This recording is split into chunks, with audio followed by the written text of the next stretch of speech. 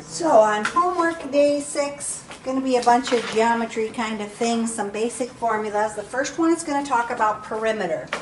When I do the perimeter of any shape, all I'm really doing is adding up the sides, because if I thought about if I walk around the perimeter, if I were doing this shape, if I went from here to here, I went from 13 feet, then I went 9 more feet, then I went 11 feet, and then I went 14 feet.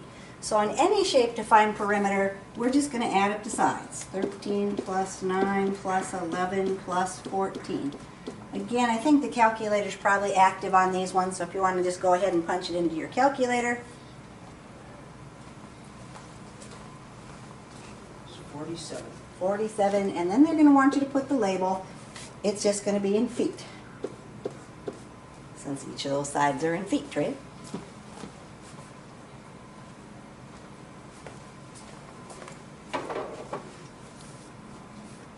So whenever you do... What do you mean just put it in feet? Right here, our labels in feet. Yeah. 13 feet, 9 feet, 11 feet, and 14 feet. So altogether we went 47 feet. Yep. Okay. Now they'll think they're being tricky and they'll put like inches, feet, meters. Make sure you pick the right label. So on number 2, again it just wants us to find the perimeter of the polygon. And then it says be sure to include the correct unit in your answer. In other words, they want the label on there. So we're going to do our 12 meters plus our 10 meters plus our 6 meters plus 10 meters plus 14 meters and add all those together.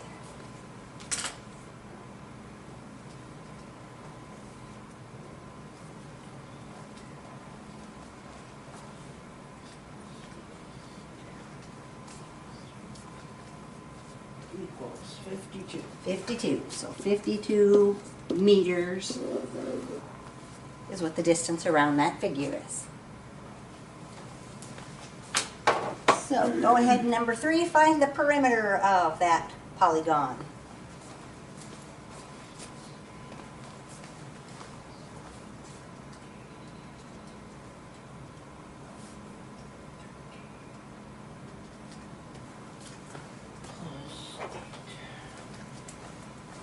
Plus 50. 50. So you took 16 plus 13 plus 13 and plus 8, and you got 50, and your units?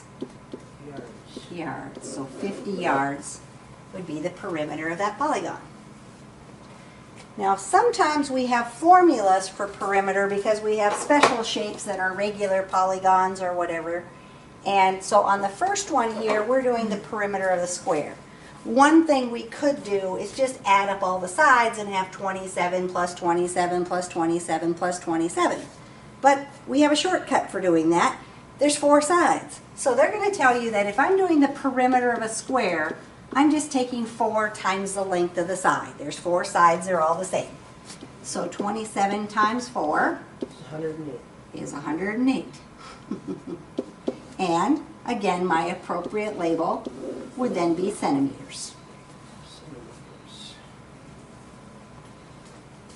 If I have a rectangle, I have 2 sides that are the same that they'll call the length and 2 sides that are the width. Normally in a rectangle they'll call the longer side the length and the shorter side the width, not that it really matters. So they're going to tell you that the perimeter is 2 lengths plus 2 widths, because I'm going to have 2 sides that are both 24 and 2 sides that are both 14.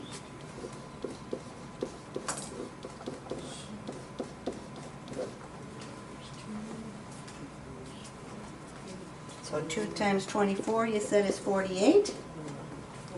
2 times 14 is 28. So then if I add them together, 76. 76, and my label Is inches. inches. So 76 inches would be the distance all the way around that rectangle.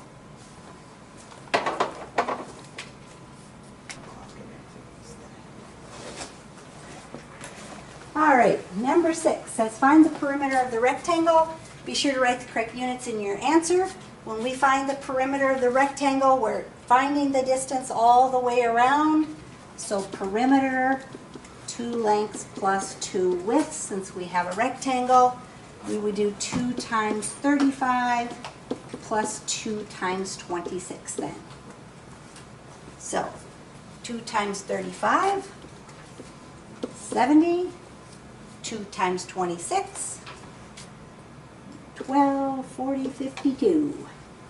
And so we're going to take 52 plus 70, or 70 plus 52, and we get 122. Label, since it's just perimeter, it stays in the regular units, so 122 inches. Now, we're going from perimeter to area. When I'm thinking about area, I'm thinking about the floor and filling it in.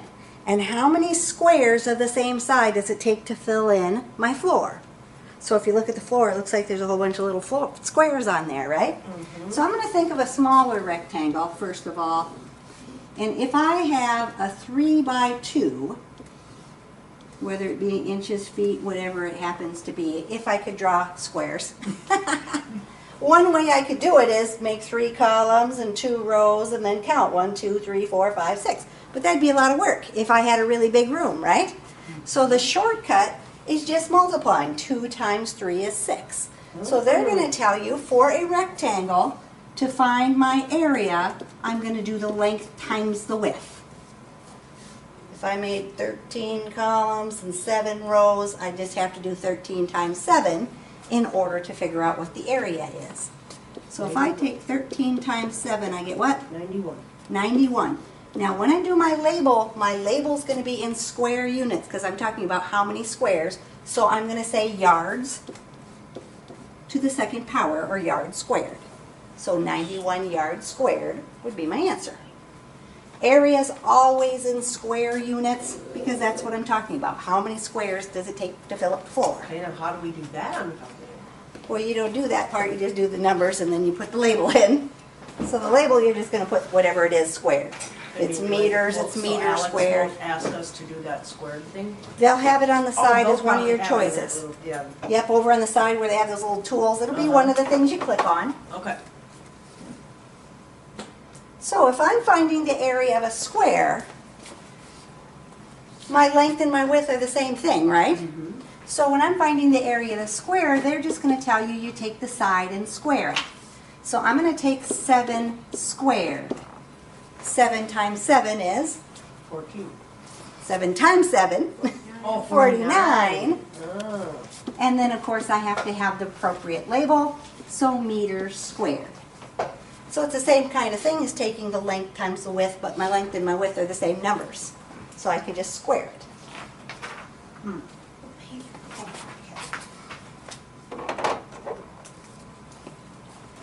All right, number 9, find the area of a rectangle.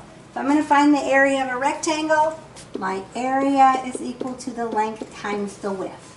So in this case, my length, 42 inches, times my width, 20 inches. And if I multiply that out, 42 times 20, I get 840. And my label, since I have inches times inches, inches squared. We know that anytime you have area, your label should be in square units, so 840 inches squared.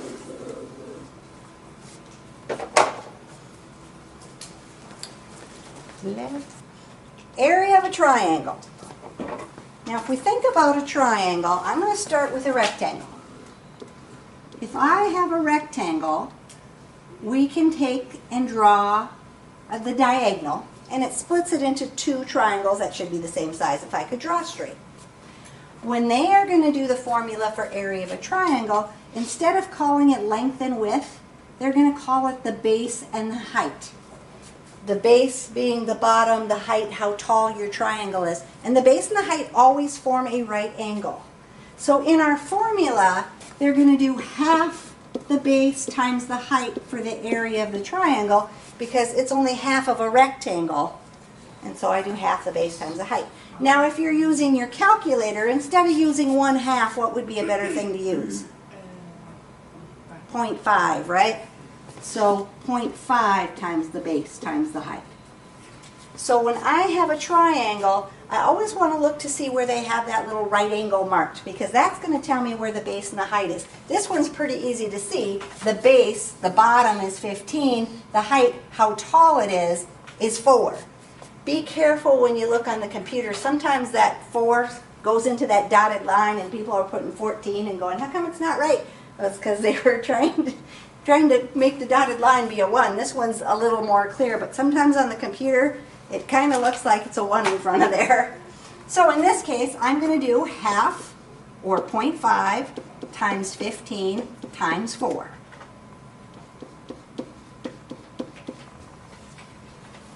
Half. Oh, I thought you meant half the base. 1/2.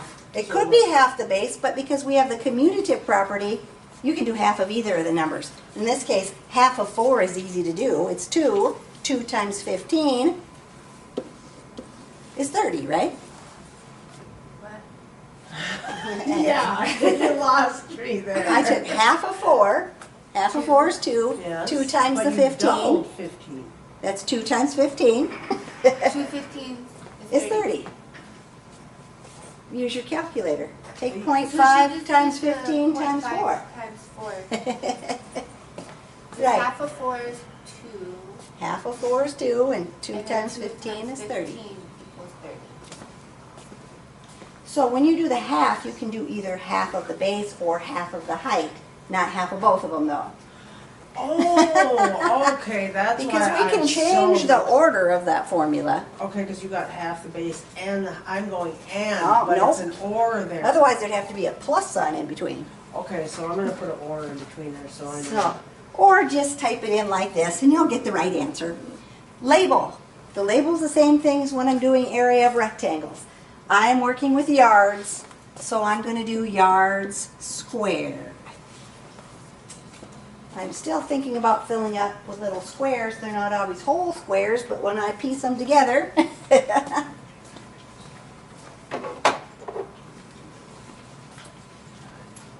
So on number 11, we know the formula is half the base times the height. Which side is the base and which side is the height?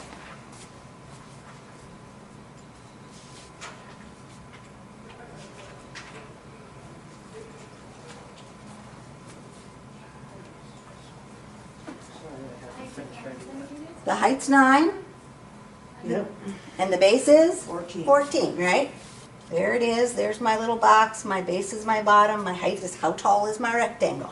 So half of 14 times 9.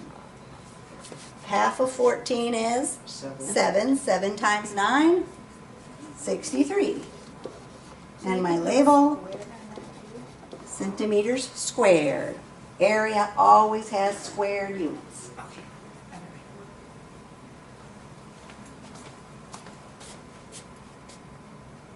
So, how did you come up with the 63? 7 times what? 9. Half of 14 will be 7. 7 times 9 is 63.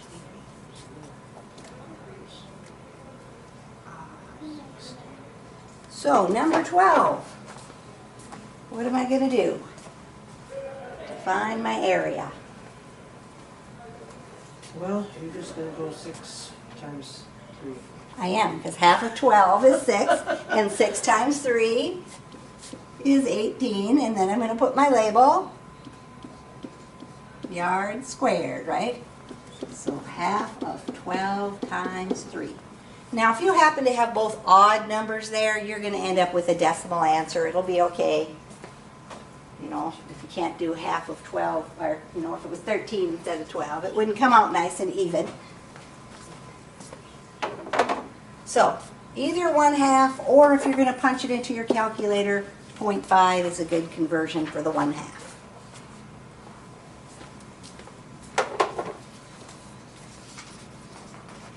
Area of a parallelogram. Parallelogram is a rectangle that got smushed over. The top and the bottom are parallel, the two sides are parallel, and so they're thinking about, well, if I straighten it out and put it in as a rectangle, it's going to have the same formula in.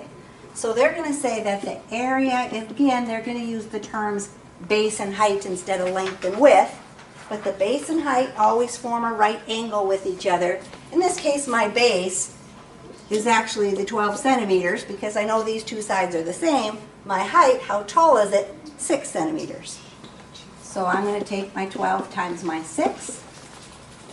12 times 6 Why is, is 12 the base? Because it's the top and the bottom? the base is the bottom. Yep. And then the height, how tall is it? Okay. Base and the height. And I always can tell the bottom because I'm looking for where that little right angle is. Then I know if I have my shape turned funny. So 12 times 6. Is 72 in my label. Centimeters squared because I'm doing an area and so I'll always have square units. Yes, this guy.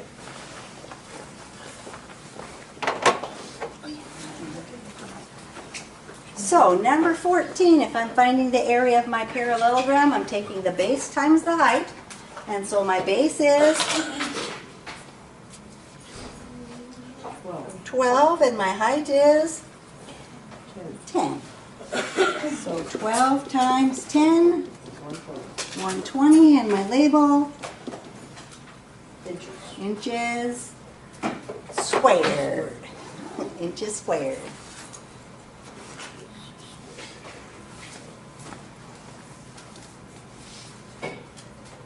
So number 15, I want to find the area of that parallelogram. 150. My base is 15, my height is 10, and I get 150, and the correct unit is yards squared. Exactly. So not hard to do once you know what formula is. Area of a trapezoid. Now this formula will look a little crazier. Some crazy person figured out how you could cut things apart and move them around and make a rectangle. So they came up with a formula: half the height times the sum of the bases.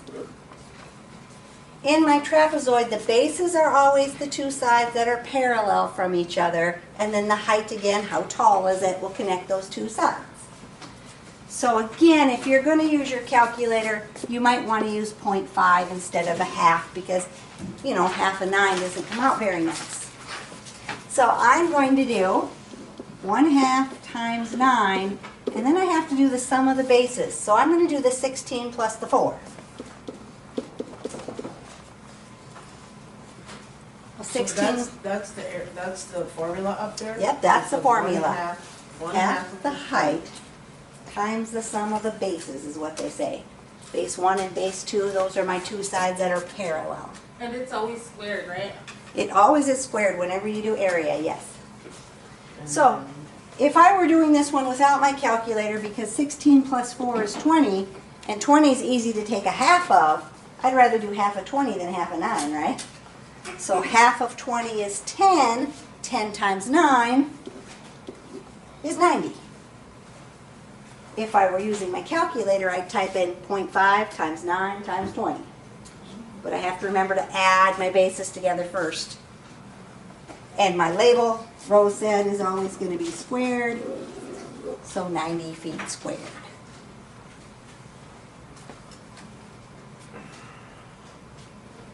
What are you pondering there? I can't get half of 9. Right. That's why I didn't do half of 9. I did half of 20. But Oh. you could do half of 9, which is 4.5 times 20. 0, 10, 8 plus 1 is 9, but I got to move my decimal over. And you're still going to come up And I still get the same number, right? So when I do my half, just like when I was doing half the base times the height, doesn't matter which one I do half of. I can only do half of one of them, not both of them. But if there's an easy one to do, that's the one I would pick. Otherwise, I'd probably just grab my calculator and do it.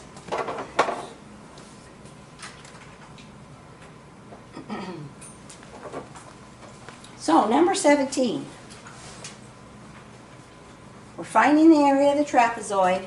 We know our formula is half the height times the sum of the bases. Which number there is your height? The 3, right? No, they didn't draw the box there to tell you there's a right angle, but hopefully you can tell that the right angle's right there. So my height is 3. My bases are 14 and 10. Those are always the two sides that are parallel to each other. So 14 plus 10 is 24, right? So again, I'd probably rather take half of 24 instead of half of 3. Then I don't have to work with the decimal. Half of 24 is 12, and 12 times 3 is 36. And my units, centimeters squared.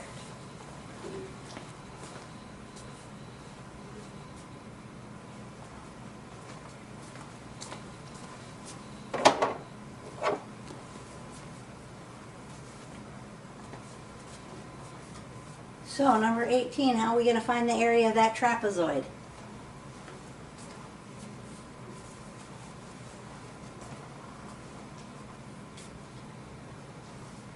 Half of 6. Half of 6, because 6 is our height, times 19 plus 14. So they turned our trapezoid sideways, but we could see right here was the box, so that it really would be turned with that on the bottom. And so half of, oh, we better do the 19 plus the 14 first. 19 plus 14 would be 33. So half of 6 is 3, and 3 times 33,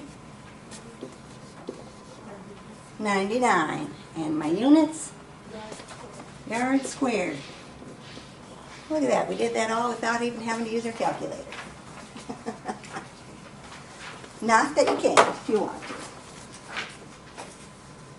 to. Volume. When they talk about volume, they're talking about a three-dimensional object, like a box, where you have a length, a width, and a height, and you're filling it up with cubes.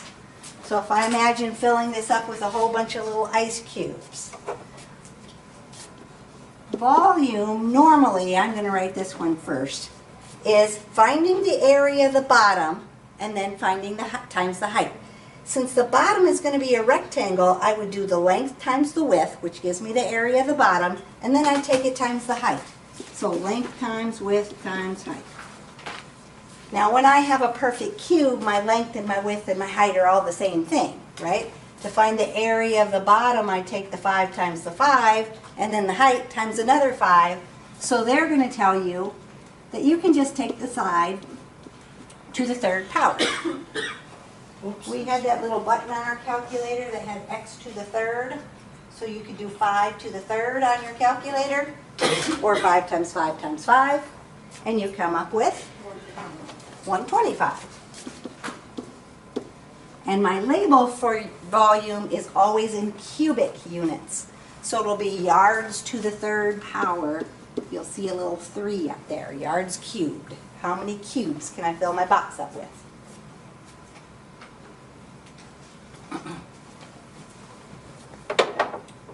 So that's the answer, 125 yards, right? Yards to the third, yards cubed, yep. So on number 20, if I'm finding the volume, I'm finding the area of the bottom, so 9 times 4, and then times the height, which is 5. 9 times 4 times 5. Again, we have the commutative property, so look for ones that are easy to do first. 4 times 5 is easier to multiply, right? 4 times 5 is 20, and 20 times 9, 180. And then my label, centimeters cubed.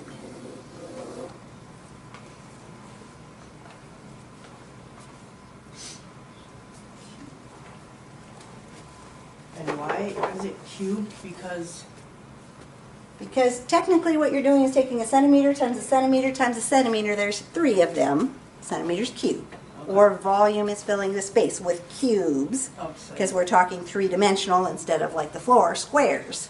Okay.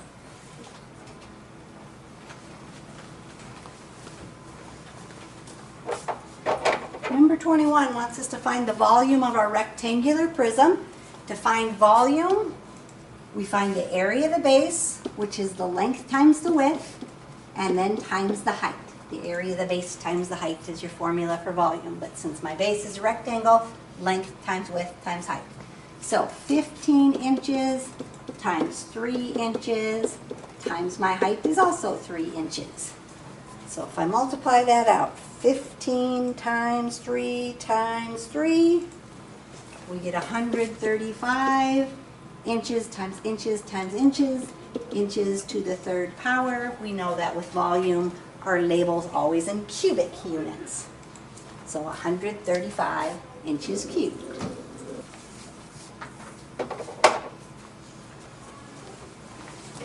We want to solve our equation. When they say solve for u, they want the u by itself. So what they're going to tell you to do is to do the opposite of what's ever next to the variable. The opposite of subtracting 3 is adding 3. So technically, to keep everything even, I got to add 3 to both sides. So I'm adding 3 here, I'm adding 3 here technically, so that a negative 3 and a positive 3 is 0, and it gets that out of there. The other side, I have 5 plus 3, which is 8. We probably knew that already, that 8 minus 3 was 5, and I didn't have to do all that work. But so when we get to big, long problems and you understand what's going on, they do some easier ones. So on number 23, if I want to get the v by itself, means I need to move that 3. Since it's a positive 3, I'm going to do the opposite, which is subtracting the 3. I'm going to subtract the 3 from both sides. When I do 3 minus 3, that's going to cancel it out because 3 minus 3 is 0.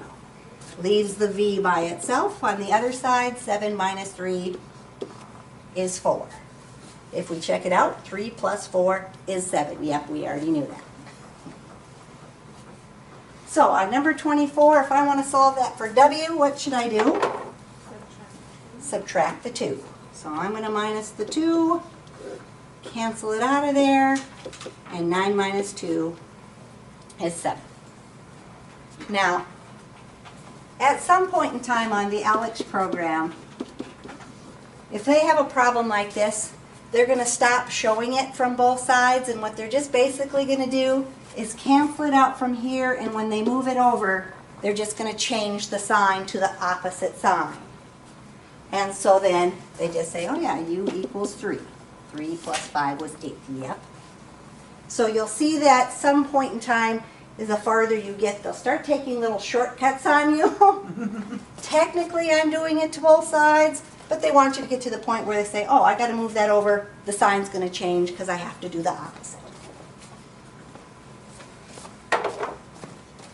And then they went back to a geometry one. Like I said, I don't know why they threw that algebra one right in the middle, but for some strange reason they thought it'd be fun.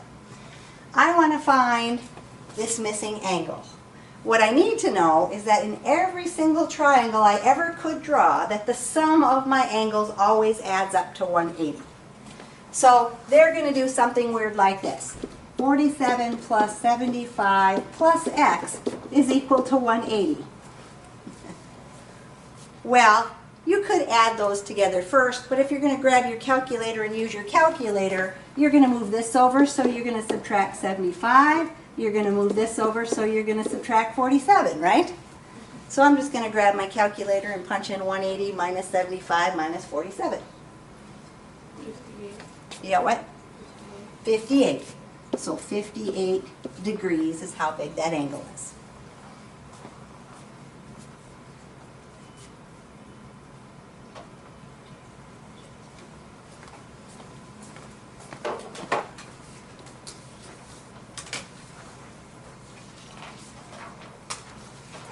So number 26, we want to find the value of x. We know that all three of them add up to 180, so we're just going to take the 180 and subtract off the other two because we already know that's going to happen. Minus the 66 and minus the 33.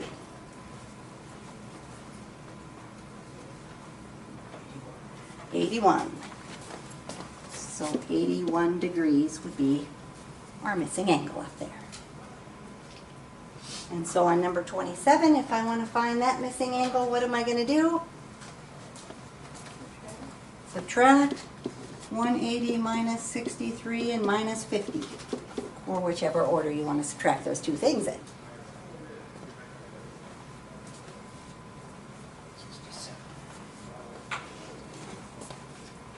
Yeah, what? 67. 67? Everybody's getting 67? I just not. I'm not looking at it right. All right. Now they totally change track what they're doing. Now they switched you over to percents. We talked a little bit about percents the other day. When I'm working with a percent, I could either change it to a fraction or to a decimal. Because most of you probably are using your calculator anyway, I would change it to a decimal. If I'm going to change 20% to a decimal, it means I'm going to move my decimal back 2 places, right? 20% is 0.2 or 0.20 if you want to put the 0 there. You don't really need the 0, but 0.2. The word of in algebra means times. So if I want to find 20% of 69, I'm just taking 0.2 times 69. So whenever you see the word of, that gives me a big hint in math. I'm probably multiplying. So 0.2 times 69 gives me 13.8.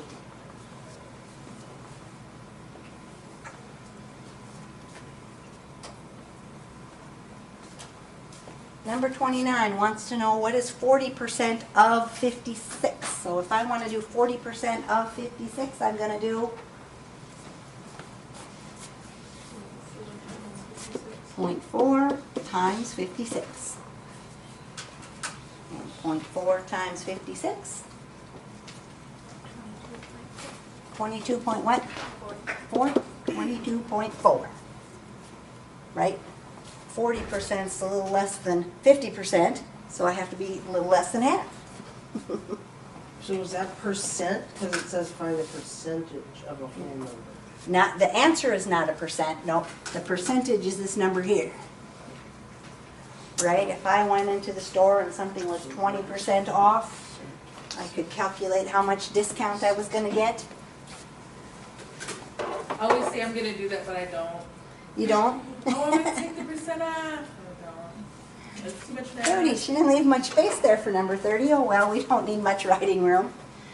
Number 30, what is 20% of 76 then? 20% would be 0.2 times 76. 15.2?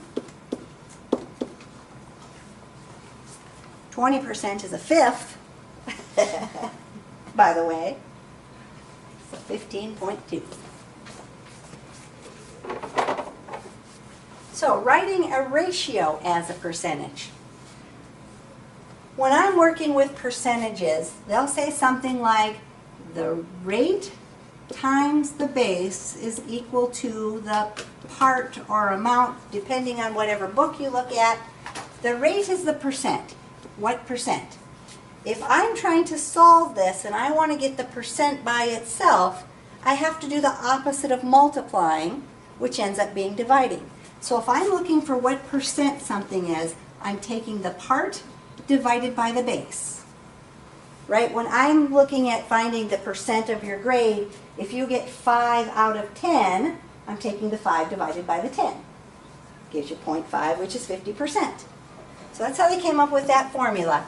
Now, if you're not sure which one the base is usually where the total amount is, what you started with.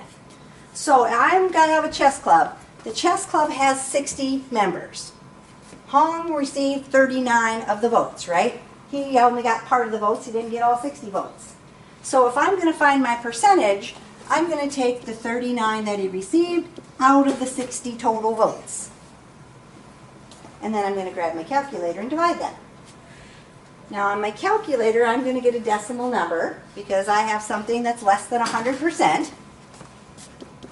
On your calculator, when you do 39 divided by 60, you get 0.65. 0.65. You then have to change your 0.65 to a percent. So I'm going to multiply by 100 or just move my decimal 2 places over, right? 0.65 is 65%. He got 65% of the votes. A little more than half, right? Just to kind of estimate to see if it looks right.